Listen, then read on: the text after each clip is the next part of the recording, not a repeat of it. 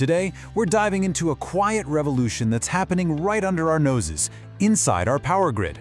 We're shifting away from a simple, one-way street of energy delivery and into a future that's built on a smart, interconnected, and aggregated network. But before we get into all the tech, let's just start with a really provocative question.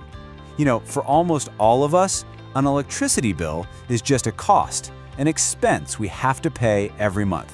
But what if we could flip that completely on its head?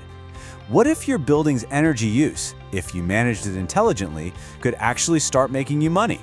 Just hold on to that thought. Okay, so to really understand the opportunity here, we first have to talk about the massive challenge our power grid is up against right now. Today's grid is really caught in a perfect storm. Peak demand is just soaring, especially on those super hot afternoons.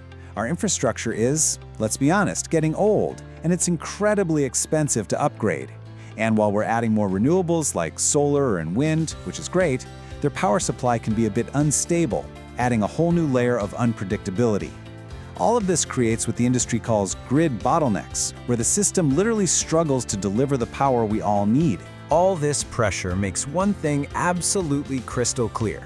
The old model of just pushing power from a big plant to a passive customer is breaking down. It just isn't good enough anymore. We need a solution that's way smarter and a whole lot more flexible. So where does this smarter, more flexible grid even begin? Well, it doesn't start at some huge power plant. It starts small, at a single location. One shop, one factory, one building. The journey really kicks off with a piece of hardware. Something like this AEGIS box, but don't think of it as just another meter on the wall. No, this is a proactive, smart energy brain that gets installed right on site. Its whole job is to turn a building's energy use from just a cost into a dynamic, valuable asset. So how does it pull this off? It runs on an AI autopilot that's constantly thinking and acting for you.